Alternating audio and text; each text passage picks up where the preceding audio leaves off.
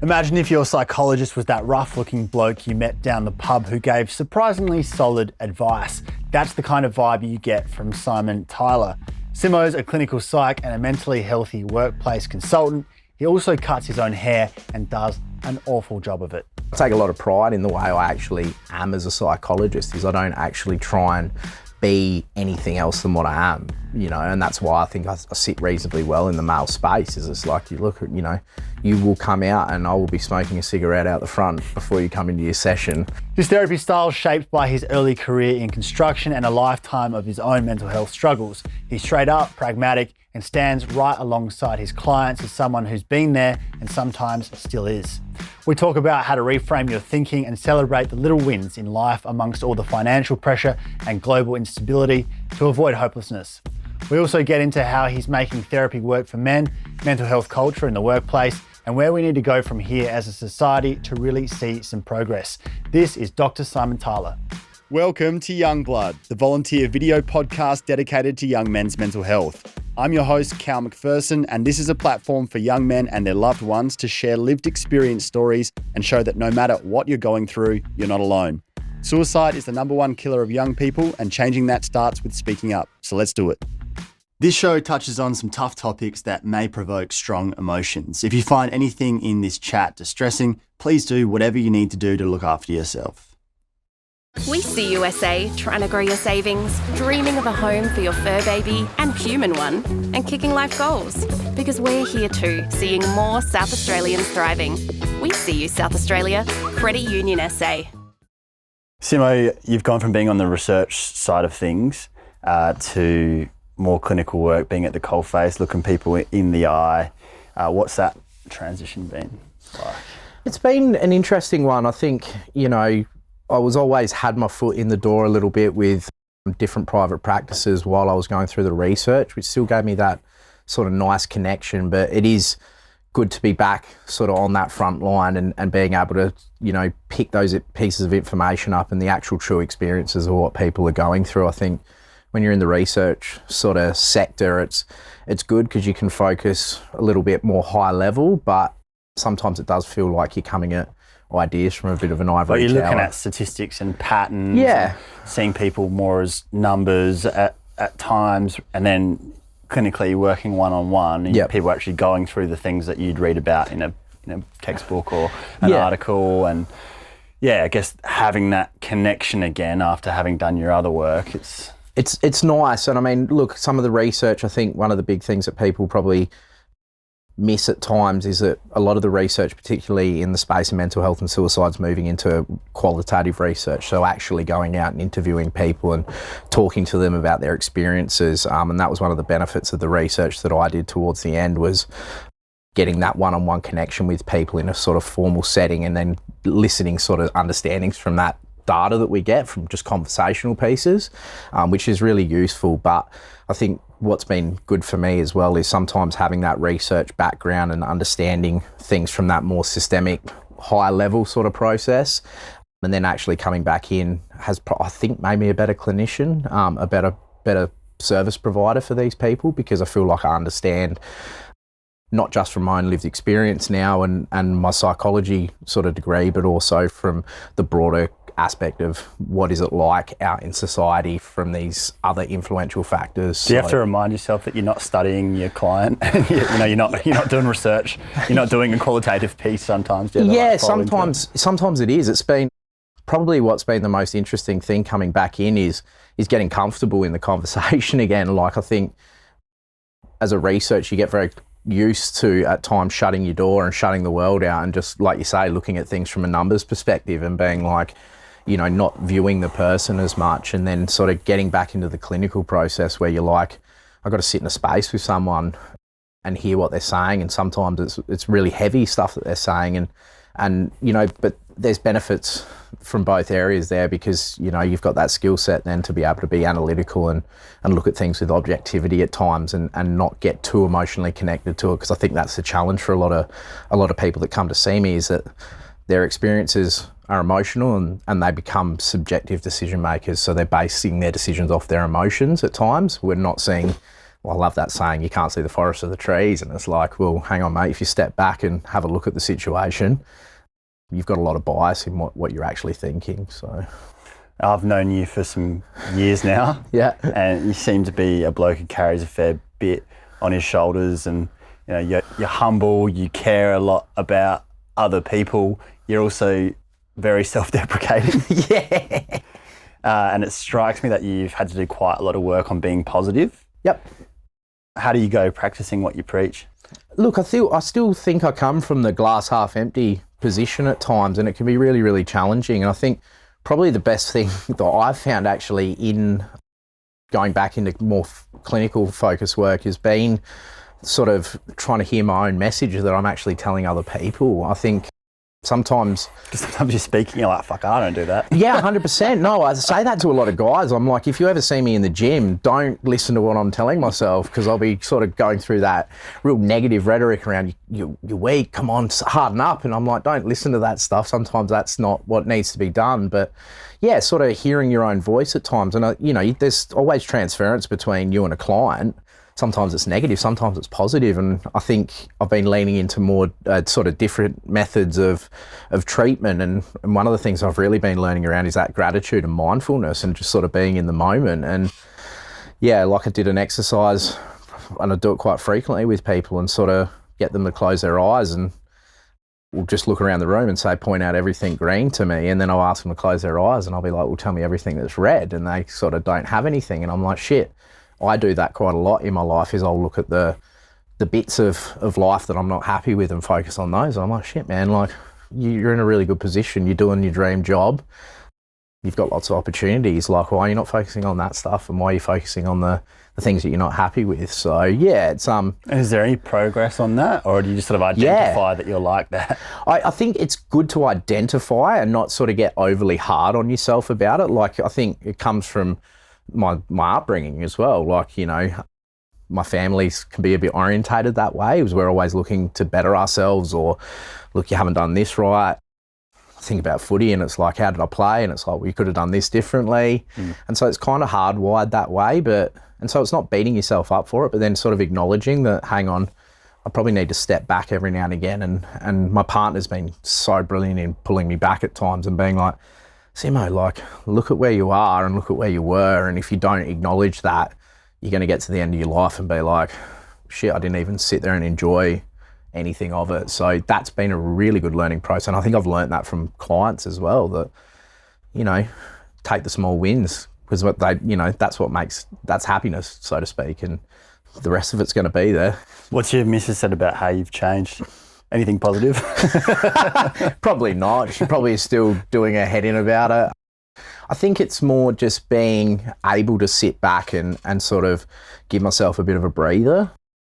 You know, I think I pushed, you know, really, really hard to change the direction of my life and change the direction of my career. And it's hard work, and I think I almost got quite habituated to it, and it kind of almost became the norm. And I was like, well, this is just who I am. And stepping out of it is like, you don't always have to break your back. Like, you don't have to be everything for everyone. And the best way to be that person at times is to actually be looking after yourself. And so I prioritize a lot of things for myself now, and make sure that I'm doing that. And then I can go and be the best person I can be. And I think as well, it's just, you know, allowing myself to, you know, sort of be in that space where I'm just not constantly chasing the next goal. Like, being goal driven is fucking awesome, and it gets me where I want to, but then also just taking a breather, mate, because the goal's going to be there. It's if you get to the goal and you're crying and you're unhappy and you're hating yourself, well, it's not really a goal. The goalposts have a way of moving anyway.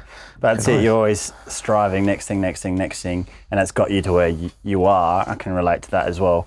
But then you got that constant dialogue within yourself, and even when you're supposed to be relaxing or socialising or having a good time, I certainly catch myself thinking about, yeah, but in 2 weeks' time there's that thing. And then you can get caught in this perpetual state of waiting for the next things to come, even when things are going well. And it's being able to, I don't know, slow yourself down and be like, it's good right now, and this is it. This is now. it. So just like shut up and just have a good time. Yeah, and I think it's been like, you know, we always talk about happiness and the concept of happiness and trying to chase that, but that is happiness, is the moments where you're just in that moment, like, you know, and that they're few and far between at times, and particularly, you know, I'd run off anxiety quite frequently, and so it's like, oh, fuck, you better cherish those. Because you can ruin them for yourself. 100%. When you do get the windows of, you know, you don't need to be stressed, you can relax and have a good time, you can easily screw that up with your own cognition. And like one of the things that I used to really identify with myself is that the only time I would ever stop is when I got sick. So, and I'm like, well, how healthy is that, mate? Like your body's trying to physically recover, and then you're going to go, oh, then I'll switch off mentally. And it's like, no, that doesn't work that way. Like, you need to have this level. And I think I've tried to rewire my brain a little bit to perceive that running it here and, you know, that red line for a period and then crashing and burning is not nearly as effective as probably running at 90% for a longer period of time. And so it's been a challenge, but I think it's a learning process, and it's understanding yourself a little bit better, and that self-awareness to go, well, this is my habitual nature, and I'm not going to perfectly change it, but I can do some things to address it to a certain extent, to go, how do I make this more effective? And it's funny, we're talking about mindfulness, like I mentioned to you before we caught up today, is that like I got a dog recently, and that's probably been one of the best things that's ever happened, because it's forced me to be mindful. I caught myself the other day and he's just cruising around sniffing the grass, and I'm like, dude. Very envious of him. Yeah, to a certain extent, but I'm like, well, why don't you take time to sniff the grass too, man? Not that, you know, not in that sense, but seriously, like, you know, why aren't you just sitting in the moment and enjoying it as well? Because you've got a roof over your head, you've got a partner, you got friends, you got family. Fucking, what else are you chasing, mate? You don't need as much as what you thought you did. So. Yeah, and pets and children can do that, because it's like, oh, look, they're in the moment. Yeah, it's a great leveler, and I think pulling yourself to that point is a skill set that it takes time. But it does take a lot of learning, and you've actually got to actively force yourself to engage in it at times until it becomes a habit that you'll just like automatically go there. So well, that sounds very self-aware and evolved, mate. Maybe you should be a psychologist. Yeah, I don't know, but it's taken 36 years to get to some sort of awareness. So, you know, hopefully in the next 36, if I live that long, I don't know, maybe I'll be Mahatma Gandhi, but we'll see what happens. I don't know about that. What sort of stuff have you seen coming up in sessions, particularly with men lately? Look, I think probably one of the big ones for me is the sort of broader determinants of mental health and suicide. Like, you look at the way things are within society at the moment, and I think financial distress is probably one of the big ones that's sort of really rearing its head. And I think it's always been present, but I think you're seeing this increased focus from research as well, but also from clinicians on how are these bigger picture sort of issues or more societal issues impacting someone's mental health. And so it's a scary thing at the moment, because when you think about some of the cohorts that still align to those, you know, what we would deem traditional masculine norms or behaviours, the concept of financial distress or not being in a good financial position really impacts some of those characteristics, and it can really actually start to cause a lot of distress. You think about the idea of, you know, wanting to be a provider and a protector, and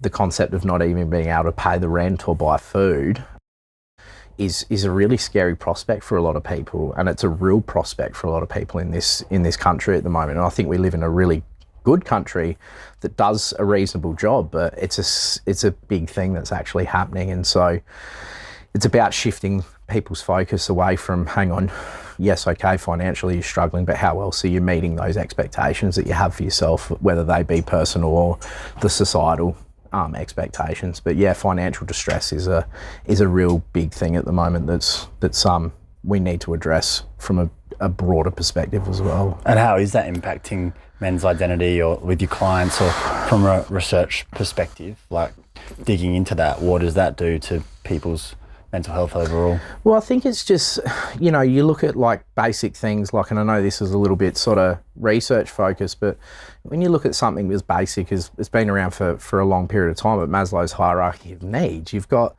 the one thing that all humans desire before they can, you know, go to other areas or chase other needs is, you know, food, safety, water, shelter, you know. And when you are financially vulnerable, that's gone to a certain extent, or it's at risk. And so that ability to be able to focus on other things in life and you know, be able to attend to other people's needs or anything along those lines, it's at threat. And, you know, you talk about getting into a fight or flight or an anxiety-driven state, that's going to happen when that need is not being met. And so...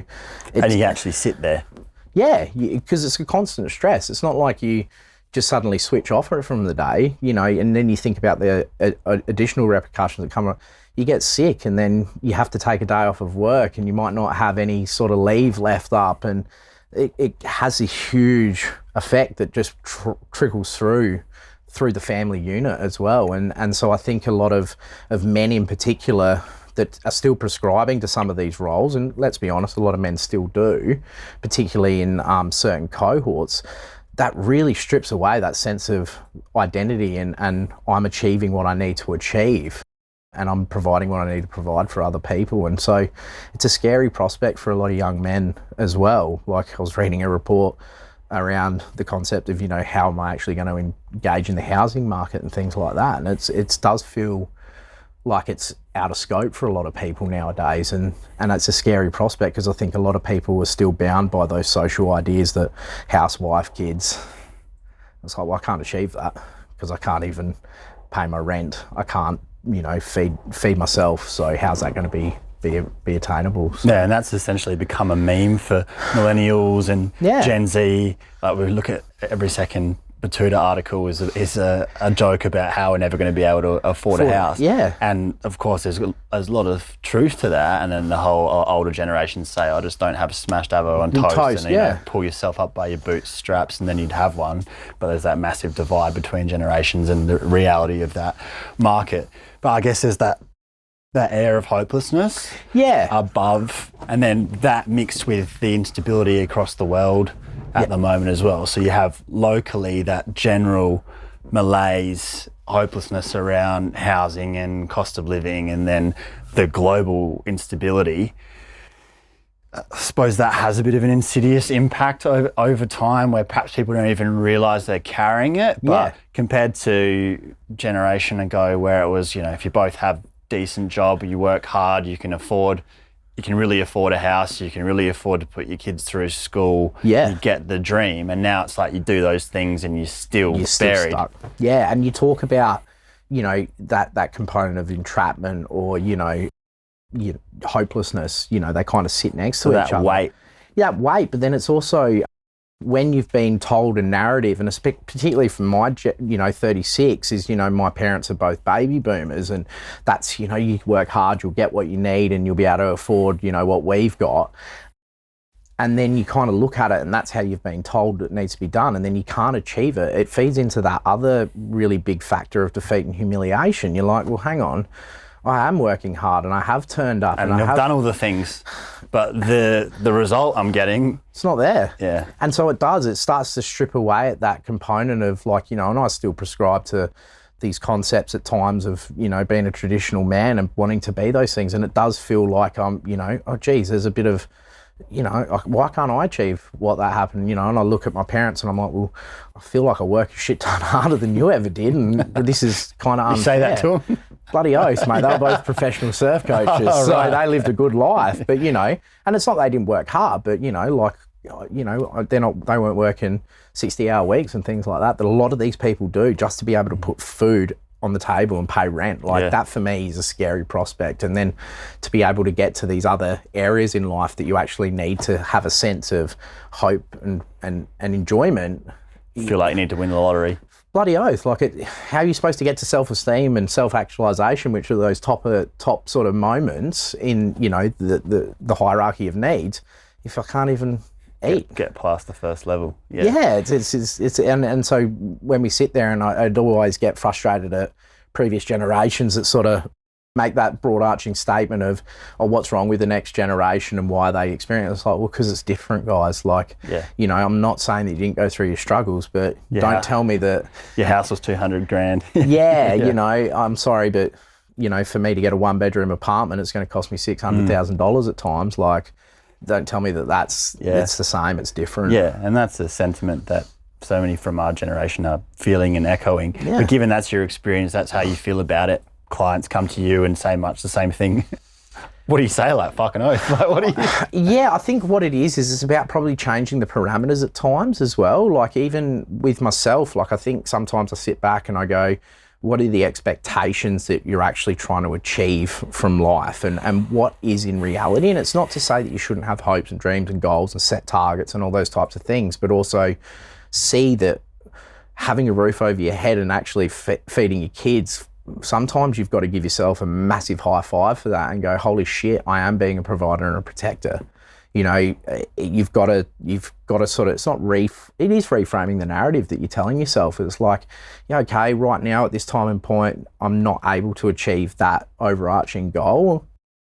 It's not that I'm not working for it, but I'm actually serving at the moment what I need to be able to provide from those types of people. And I think looking at in that aspect and sort of understanding that as a person, as an individual, irrespective of man, woman, whatever, you are doing what's right and what's needed at that time, and being happy with that and sort of going, shit, that's an achievement. Like I always say to people that are going through like really bad depression or anxiety, that some days, and this sounds super bad, getting up and having a shower or going to the bathroom's a fucking win. You know, so change that narrative. Like, why are you beating yourself up because you couldn't go for a 2K run when you've done something that should be in that situation considered a real achievement and something that you should actually go, shit, I've got to give myself a pat on the back for that. And so it can be hard though, because, you know, I look at things like social media and Instagram. Yeah, we're surrounded by what we don't have. Yeah, 100%. And we're conditioned to think of life from the standpoint of what we lack. And part of that's necessary because it gets us to get up and go and better ourselves and make stuff happen. But then it can also torment us too when we do achieve things and we do have lots in our life, but all we can think about is what we don't have. Yeah. And then just by the nature of reality and markets and how things are at the moment, for most people, that external reality isn't going to change for decades. You know, you're probably going to have to pay a mortgage for 30 years.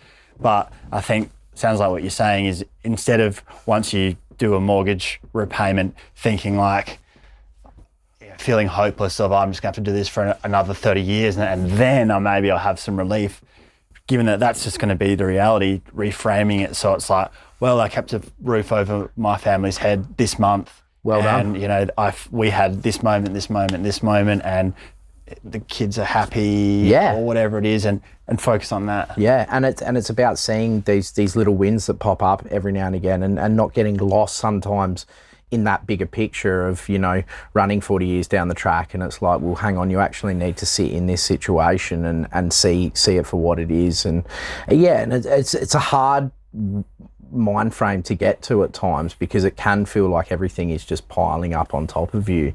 But, you know, sometimes looking at things in a different light, or changing that sort of spin, or the way that you're looking at stuff, and being grateful for what you do have at times is a really good way to sort of look at things differently. But I do think it's a really good way that we're looking at things in terms of at broader levels as well, in government and sort of those system structures, to go, hang on, how are we actually addressing these things? Because they are a huge burden, not just on society, but on the individual as well. And so it's something that needs to be addressed. And I think it's something that I'm really happy is happening, because it's like you're actually banging on the door of some of these systemic things that are influencing people's mental health. And it's like, if you don't address those, we're going to keep having the same outcomes that we have at the moment. Because that trickle-down effect influences the bottom line, and it comes down to dollars and cents at the end of the day, which is what's going to actually influence people to make those changes. 100%. And you've got to give people the opportunity to be able to take the pressure off themselves in certain ways. And you know, right now in this moment, I don't think there's a lot of pressure relief at times for people. It's just turning up, you know, making ends meet and trying to get through. And so it's a real big thing that needs to be addressed. Hopefully it happens sooner rather than later. And one of the solutions for this is, you know, spend less or earn more. So you end up with a lot of people working longer hours, tougher jobs to make more money. You do some workplace mental health stuff as well. So what's the impact to that? Yeah, look, it's a big thing as well. Like, I think there is that sort of really quick sort of process where people go, well, if I work more, I make more money. But then at the same time, I think we do try to change the narrative here as well, is that it's like, well, hang on, what are you actually losing out on at certain times for that extra little bit of cash? What's it costing you emotionally, and what's it going to lead to in the long term as well? I think I take my own life, for example, is sometimes stepping back and not running red line is actually probably created a high level of productivity over time. Because you're going to fall in a hole otherwise. Yeah, 100%. You're going to crash and burn. And so it's about sort of sometimes seeing that, okay, I work to the limit that I have, and I provide and do what I need to do to get by, but I'm not going to gas myself at the long term. And even within that, it's a stress. It can be really stressful, the workplace too.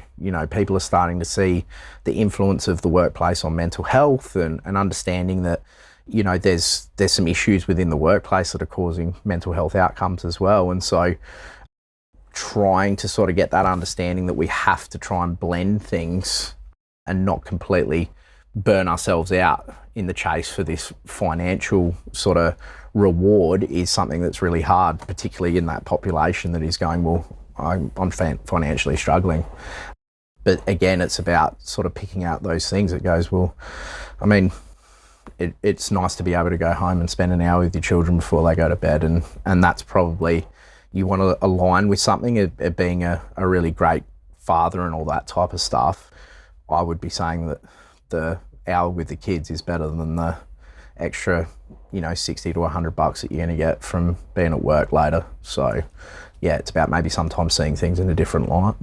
What are you seeing people express about their work lives? Are you talking to employees as part of this? Yeah. So one of the things I do, one of the clientele base I see are people on return to work. So people who have been injured at work and have sustained either a psychological injury through the workplace or a physical injury that has then led to psychological repercussions. So we see a lot of people with chronic pain experiences. Somebody that's had some sort of significant injury, but then it's sort of moved into this pain intolerance, and it's still present. And often it's not from a medical explanation. Everything's fixed medically, but they're still experiencing pain. And yeah, it's the workplace is a challenge. I think a lot of people there's been changes in legislation now which accepts or views the workplace as potentially it can have psychological damage attached to it, and that goes across all workplaces. So things like excessive workload, high job demand, poor support. And so there's a real understanding now from workplaces, there has to be an understanding that the workplace is supposed to be good for your mental health. That's kind of how we're trying to create things, is that going to work is good for people. I see a lot of people on the scheme that aren't at work and they're struggling psychologically because of that. And so, but then at the flip side of it, if it's not a mentally healthy workplace or a workplace that is good for somebody's mental health, it can actually really impact them too. And I think, yeah, it's creating these environments that people can have the opportunity to work more hours because they're happy there and they're getting something from it and a reward from it. But yeah, the workplace has some very interesting factors that are influencing people's mental health. And I think, it's been really good to see that recent legislation of sort of being able to turn your phone off and not respond to emails after a certain period of time, because there is a massive blend, I think, across it, particularly in white collar work at times as well, is this constant communication stream. And it's like, well, where are you getting that division? And being that person outside of work and being able to look after yourself and engage with your family and all those types of things. It's a hard thing to do when you're getting an email at 10 o'clock at night for somebody going, oh, I need this now. So yeah, it's yeah, because everyone needs to switch off, and otherwise I think you end up just feeling like a corporate drone that just serves this huge entity, this machine that just devours you over time, and people feel like they don't have anything else to live for if you're just working even when you're at home, sleeping, waking up early, working again, and then that just wears people down over time. Yeah, and I think that's the hard part is, like I'm really lucky because I love my job, but I always do say to people as well, like I love my job, but also... You don't want to do it 24/7. 100%, you know, and so that opportunity to sort of be able to step out of it and go, that's part there for now, and not have people communicate with me is a really nice thing. It's something that needs to be actively worked on as well. And that you're not just Simo the psychologist, like that's part of your life, and it's not rather than being your entire identity. But then also you have people with work addiction or who they subscribe to that, they get a huge amount of self-esteem out of their job, or they get a lot of reprieve out of their job, and hear a lot from people at work who have children. They're happy to be at work a lot of the time because they need a break from that as well. So it's not about saying that wanting to go to work and work hard and spend a lot of time at work is a bad thing, because people need that too. Yeah, and it's finding, and this is the whole thing, is about that self-awareness. Don't you say piece. Work-life balance. No, but it's about the self-awareness piece of going, well, hang on, what works for me in these types of situations? Like my partner criticises me because I do focus on work and I do like work a lot, but it's about sort of finding the middle ground where I'm feeling like I'm getting what I need from it, and I feel like I'm progressing and I'm, invested in what I love to do, but then also being able to be that person outside of it and take that, psychologist identity off and be like, well, I'm just a person at home that's, looking after their partner and trying to do. I suppose you're speaking to having that self-awareness around work, where you're saying, I'm working this much, I'm feeling like this, it's having this impact on the people around me. Where am I at with that? Like, does that need to change? Am I content with how that's going? Are the people around me happy with how that's going? And being able to stop and look at that every now and then and assess it, and not just blindly keep doing the same thing or bang your head on the wall if it's not working for you the way you've got it divided up. Yeah, 100%. And don't get me wrong, sometimes there's got to be sacrifices. Like when I was doing my doctorate, it was 4 years of grindstone and I sacrificed a lot to get there, but then it was also sort of, how do I counteract that to a certain extent? And then coming out of the back end of it, well, hang on, I've just invested 4 years on myself. Really, it was quite a narcissistic journey. How am I giving back to those people around me that managed to support me through that? And, I need to be self-aware that don't just keep following in that same habit moving forward. And what works for you in a certain pursuit isn't necessarily going to remain true throughout other pursuits. Yeah, and it's been really interesting because I've been talking and thinking a lot recently about fluidity and that concept of being fluid in what you prescribe to at certain times. And so even when you talk about it from a masculine norms perspective, is about going, I think there's so much rhetoric and criticism of men and men in general at times, and, prescribing to traditional masculine norms. And there's challenges with that, don't get me wrong. We need to maybe reformulate things, but sometimes I think it's as much about going, well, that's working in one situation doesn't mean that it just applies across the board. I believe I'm very self-reliant and stoic, and I'll just grind through if I need to. But then that doesn't work all the time. That will work for a period, and then other times I need to go, all right, that norm of mine or that sort of innate personality trait, that needs to get thrown off. Like if I'm struggling emotionally and mentally, well, I need to get rid of the self-reliance and stoicism and go and communicate with one of my mates, my partner, my family, to find out and help myself get better. And so this idea of, being fluid in your personality traits and your expectation to yourself is really important. Yeah, useful when you're trying to get a business off the ground, not useful when your kids are having problems at school or 100%. Your wife's feeling unsupported or something like that. Yeah, well, I even sort of stripped it back with someone the other day talking about, sort of that violent, aggressive personality. And I think about my own experiences in construction where at times, particularly, this was a fair period of time ago when I was working in construction, but at times it was applicable that I had to be quite aggressive to get what I needed at that point. If I needed a trade to do something, sometimes but that doesn't apply at home. And vice versa. If someone comes into my house, I'm going to protect myself. Doesn't mean I do that every single day of the week. And so looking at these sort of different traits that you might prescribe to that can be really unhealthy in some areas and then at other times. But I think that gets lost sometimes in the messaging because we just go after certain things and kind of lump them all into one group. And then it does make people feel ostracized. Like, hang on, well, that self-reliance and stoicism really worked for me when I was setting up my business. And now you're telling me that that's not a correct behavior. It's confusing.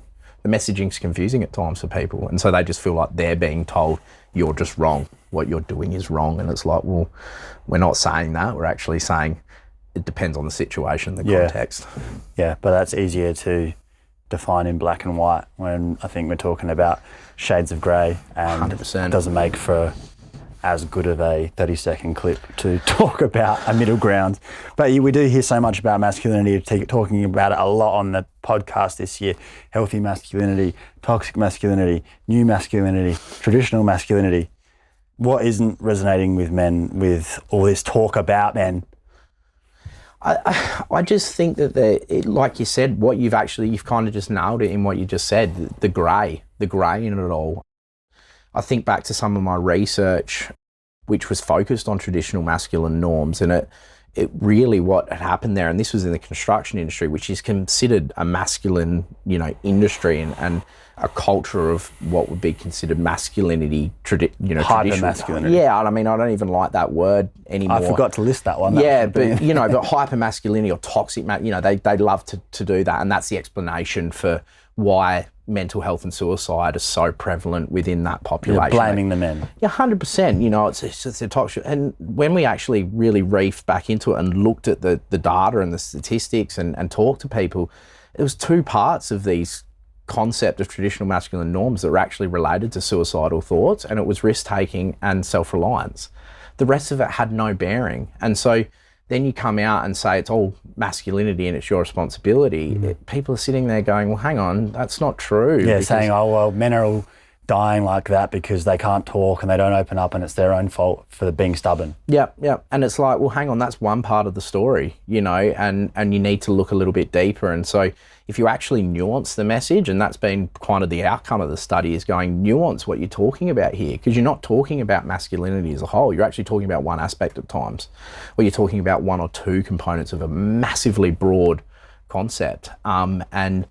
So I think a lot of men are sort of sitting there going, well, hang on, you're just taking a pot shot at me as a person from a generic standpoint, and you're not actually seeing the different things that are happening in my life and the nuances of who I am as a person. I said this to someone the other day, actually, and I kind of laughed at myself when I said it. We think men are the most simple beings in the world at times. People like to they're just simple and they just... Nah, men are really complicated. There's nuances to them, there's layers. And we like to and I think sometimes men like to promote that they're just, basic. I turn up to work and I go to the boys and I watch the footy, but there's thoughts there, there's emotions, there's layers. Well, I think perhaps sometimes that's how we'd like to be. Yeah.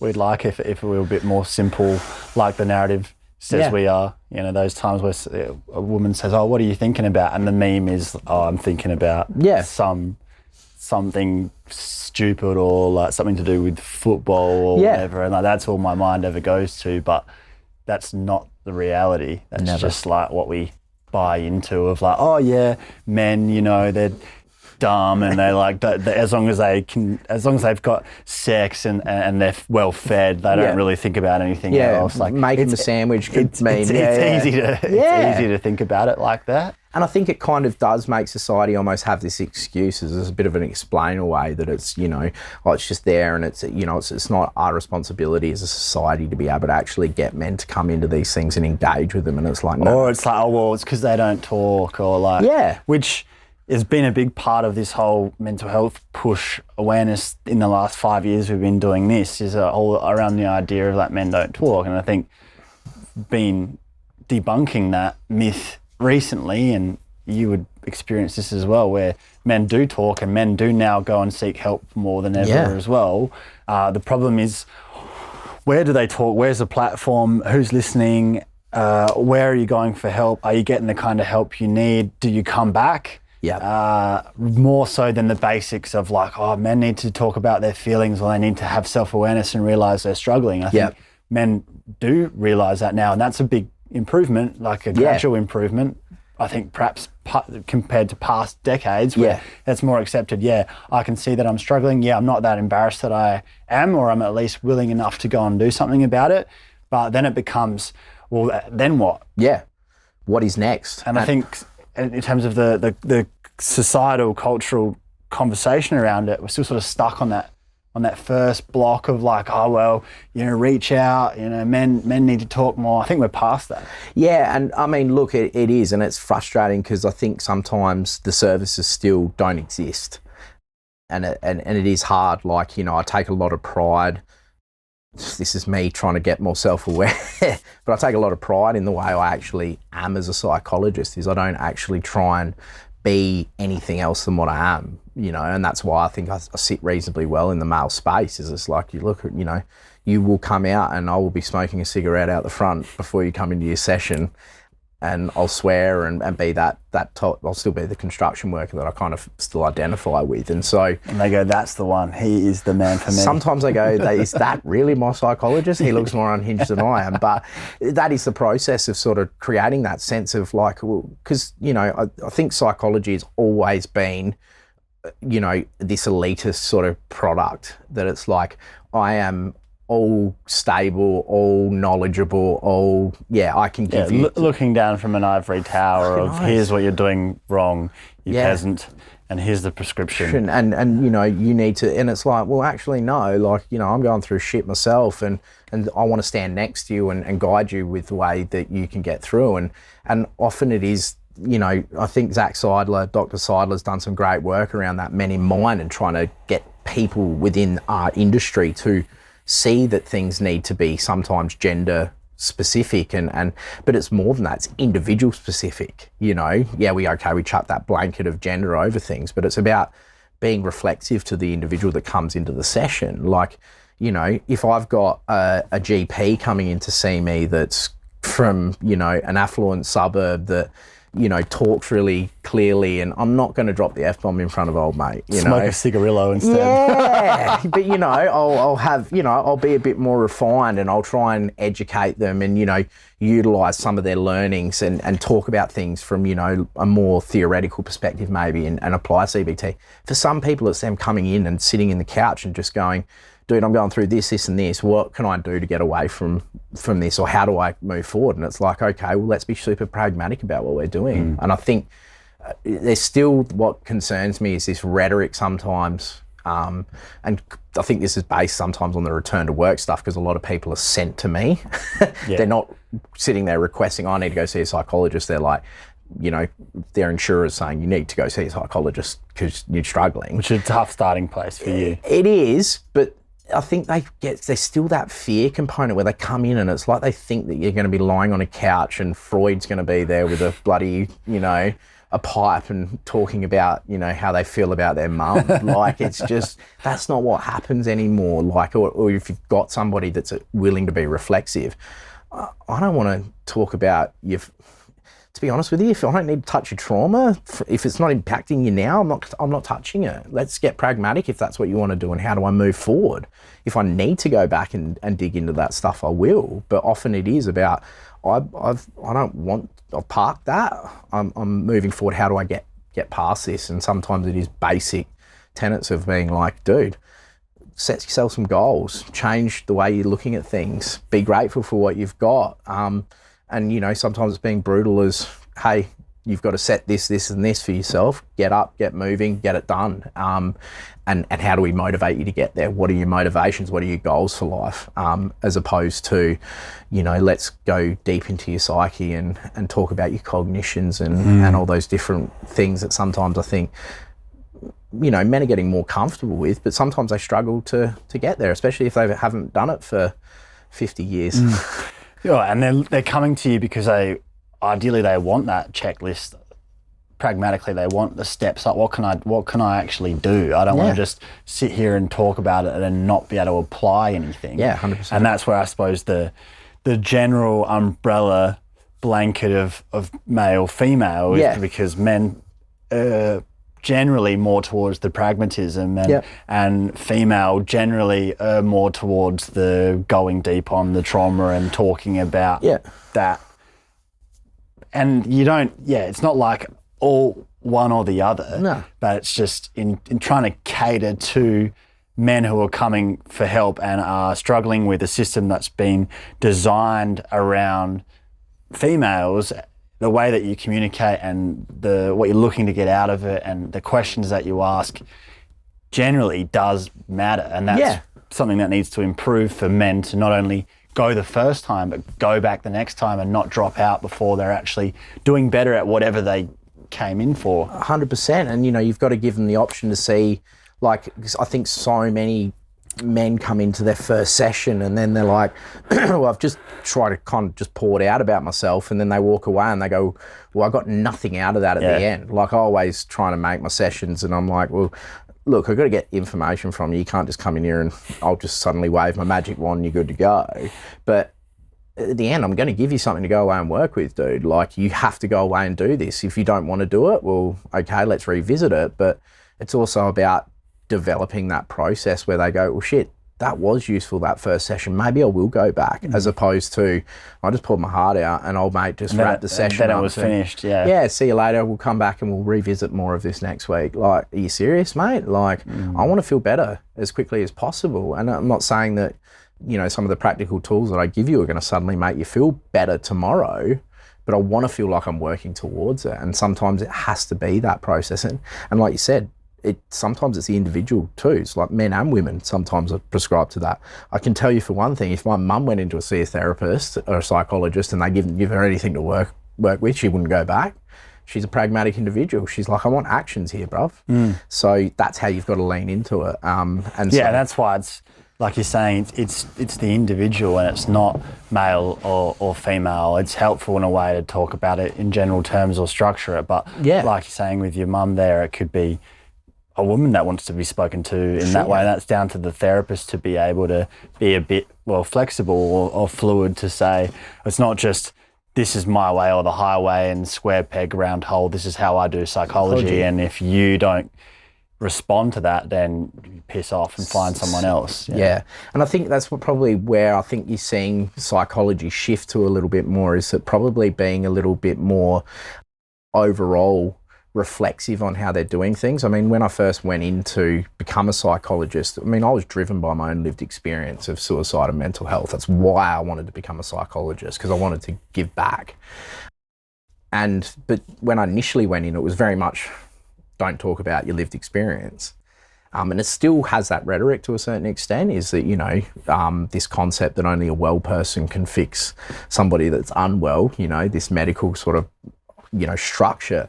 But I think I've become more confident in sitting with my lived experience now and being like, well, it actually informs how I do things. It informs my practice. I can't sit in the same experience as you, but I can sit next to you and say, oh, there's some similarities here, and shit, this helped me, or, you know, this didn't help me. How are we actually moving and utilising this too? So, for a pretty rough analogy, who do you want as a personal trainer? Do you want the guy who's been in the gym, or do you want the guy who's read it in a textbook? Yeah, 100%. And like, look, don't get me wrong. I think there's always dangers within that. You know, running purely off lived experience is a dangerous. No, you should also have training if you're a psychologist. 100%. And I see this a lot in sort of like, you know, this sort of pseudo psychology process that can happen a lot of times, where people are just running off life coaching. Yeah, life coaching is you know, it's scary sometimes, but on the flip side of that, you're starting to see this sort of blending of everything, that it's like, well, I've actually got a framework of understanding,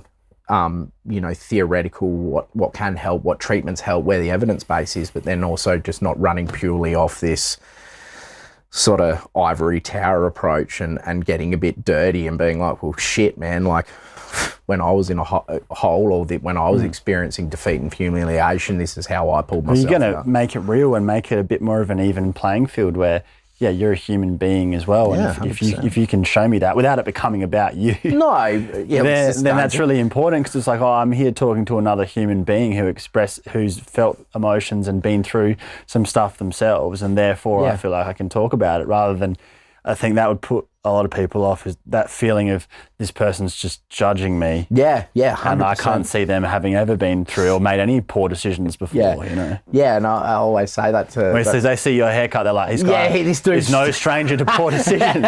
He's a winner at these. But no, like, and I say that to people all the time, it's like, I live with regrets. Like I think we all have regrets. People that say they don't, I'm sometimes like, well, have you pushed the boat out far enough there, mate? Like, I've made mistakes, and so seeing your therapist as a human or a psychologist as a human is, I think, sometimes really, really good to sort of go, well, hang on, it means that you can open up and share even on the basic things. Like, well, you fucked up. Well, how about I fucked up as well? And that's how we all connect, even outside of the clinical setting. The time where you get closer to someone is them expressing some struggle that they're having or talking about a real time in their life where it's not just some surface level conversation about whatever's happening or whatever's going well.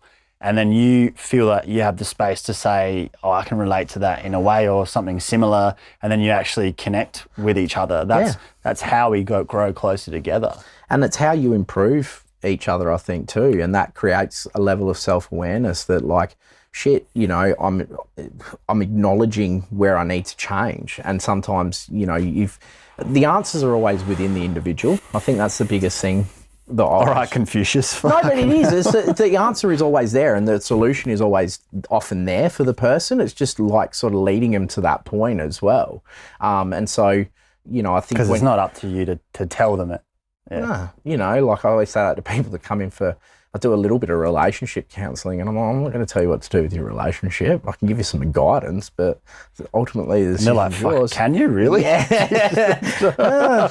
But it's one of those big things that it's like the answers will be there, but you've just got to fucking go and find them a little bit, and how can I lead you on that process? But yeah, sometimes it's less about the framework that we're using. I think, everyone talks about cognitive behavioural therapy, and it's like, mate, it's a mishmash of everything. Like, and I think that's where, it's starting to be a little bit more effective, is that it's not just one treatment approach and that's all I do. Yeah, just that formula and nothing outside of that, and therefore less human, less personable. Just like, here's the formwork that I repeat the pattern with everyone, and if you don't fit into it, then I guess we can't help you. Yeah, sorry, go see someone else and good luck. I hope it works out for you. And it's like, well, that's not the way things need to work. There's 100 ways to skin a cat, and so maybe have a look at things that are differently, and a different sort of approaches apply in different situations as well. It's that same blanket approach that I think we were talking about when people are criticising men at times. Is it's like, oh, we'll just, you all fit under one structure, and that's what's, you sit there and it's like, well, hang on, no, context is different, situation is different, experience is different. And, for example, it wasn't too long ago where I was sort of running down a pathway where I was thinking about this real CBT, sort of like, push away that thought, it's inappropriate, it's not correct. And I was like, well, it's not going to work for that person because they're highly intelligent, they're ruminating every day. All they're going to be doing there is sitting there trying to push, let's do it, let's take a different tack. So what do you tell them to do instead? I really like the whole component of that sort of ACT, sort of acceptance commitment therapy, of sort of sometimes allowing the thought to come in and sort of analysing it and getting comfortable with it to a certain extent before really trying to consciously unhook from it and see the irrelevance of it at times. And I think both, it's a challenging process to do, but I've utilised it in my own life and found it really effective. I think about my own experiences with therapy, and it was very much a cognitive behavioural approach. Stop, shut off, push away, and then that exposure therapy sort of component where you face your fears and get comfortable with it. But I think now I've really shifted into that. Well, sometimes the rumination's going to be there, and how do I actually sort of just view it for what it is and sort of see it, take control of it, and then sort of go, well, I'm still going to make the decision I want to make on the back end of it. Yeah, so you're making a read on who that person is and allowing them to tell you,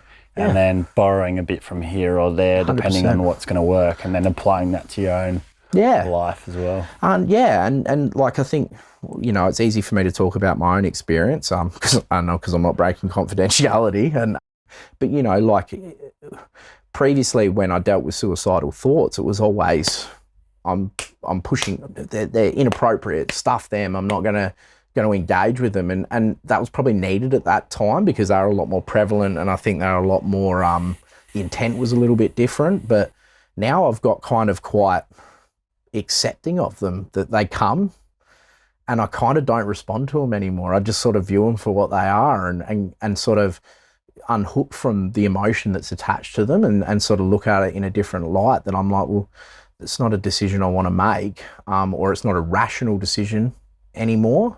And it never really was, but I sort of unhook away from it and sort of just go, well, the thoughts are going to come, and some days they'll be there and some days they won't. And I'm not going to get overly concerned about it. I just see them as thoughts. What's your understanding of why you have those thoughts still?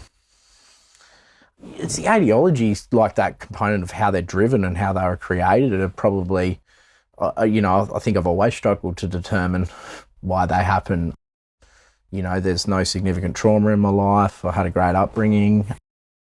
I just think sometimes I'm that way inclined a little bit, to be a bit morose and sort of see that as an option. And sometimes I probably haven't been overly proud of some of the things I've done or where I've been at. And so it does start to create that sense of, is this something that I want? Do I want to be in this sort of emotional pain anymore? But I think as well, probably even through the research and the education from going and studying psychology, is sort of seeing how narrow that focus became during those times and sort of not seeing the broader picture and the broader perspective of what was actually happening in life, and all the positives that were in it, and not allowing myself to see that as much, and sort of being very targeted on where I hadn't done things right, and what I hadn't achieved, as opposed to, well, you've done a lot, you've achieved a lot in your life, and sometimes the achievement is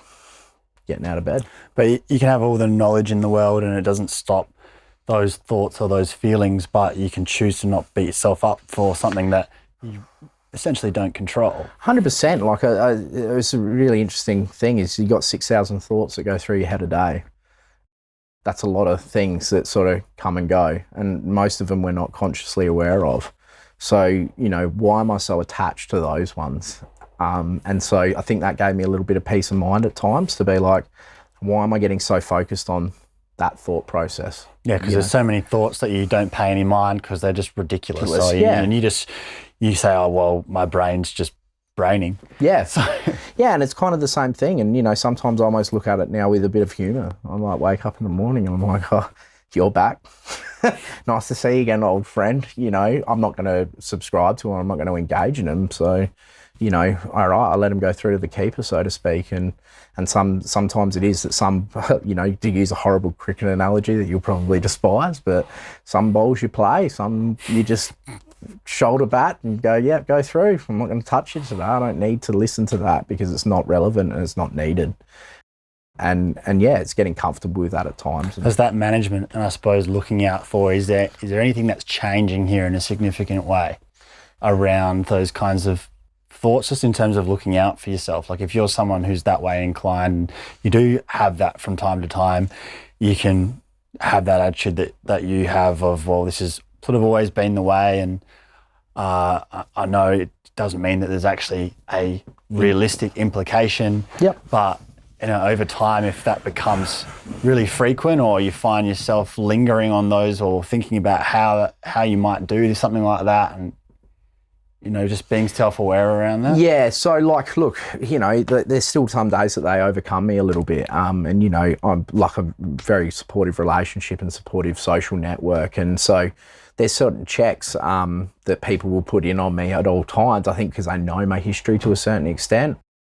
My partner knows if I'm retreating too much, that she'll be like, you want to have a chat about things. And for me, it's more frequency and intensity is probably the big sort of one now, that I sort of go, hang on, if they're repeatedly coming, or the thought processes are starting to get quite practical. Yeah, to a certain extent, or intense, or sort of, there's starting to be this sort of imbalance where I'm like, oh shit, I'm really lean. I'm not sort of letting these go through. I'm actually ruminating on them and sitting in them to a certain extent. That's when I start to get concerned. And then, I've got a great social network that, I'm an introvert by nature. I'll retreat. That's what I do when I'm struggling at times. But if I leave it too long, they're on the blower and they're like, dude, like, you don't have to answer, but you've been hiding for 2 weeks. Let's have a bit of a conversation. And when your partner says, what's wrong, talk to me, how do you go with actually doing that? I think I've got better now. I used to get very much push away and like, you know, just put the backpack on and be like, no, I'll be right, I'll just keep pushing through. And I still do that to a certain extent, but now it's sort of about, I think I get very pragmatic in that. What do I need? What do I need to sort of alleviate this? For me, stress and anxiety always lead to these sorts of thought processes. And so sometimes it's about sort of sitting there and going, well, what's going to alleviate the stress? What's going to take the pressure off me? And understanding what I need as an individual. I always laugh. You know, some people need a message telling them that they're fantastic. Other people need someone to just do the dishes and fold the washing. Sometimes that's what takes the pressure off. And so knowing what you need is always a really good thing. For some cohorts, going down the pub and having a massive conversation, going for a surf, something along those lines, knowing what helps you de-stress. I always laugh. This sounds super narcissistic, so don't judge, but I do often just say I need a Simo day, which means don't talk to me, let me go to the gym, let me watch some Netflix, just let me be me. I don't need you to come and cuddle me. I actually would prefer it if you just left me alone. And that helps me.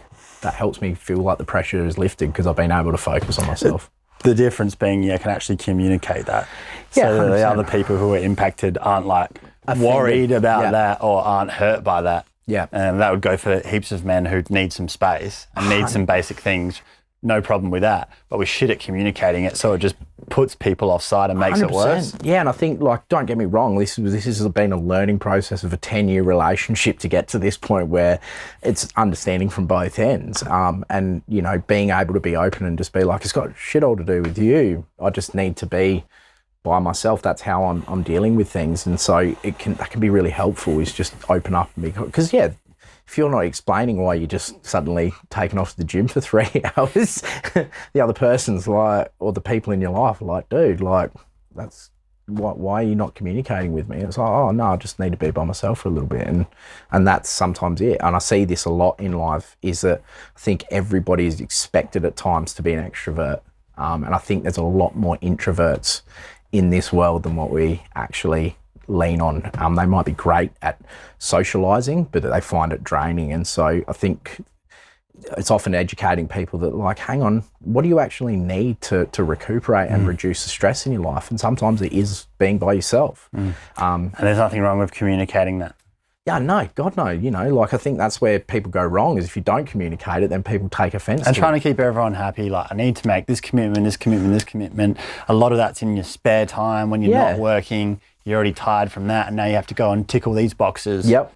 And we don't want to let people down. So we're just like, oh, I guess I have to. But really, like, you actually need a rest. You need a rest and you need to recuperate. And you know, like, it is a thing. Is sometimes you do have to make sacrifices, but it's about setting yourself up for that process where you can make that sort of, shit, I actually need to go do this. I do need to visit my family. But, you know, I think sometimes we harp a little bit too much on the needs of what you need when you're struggling have to be this, this, and this, because that is what society expects of you.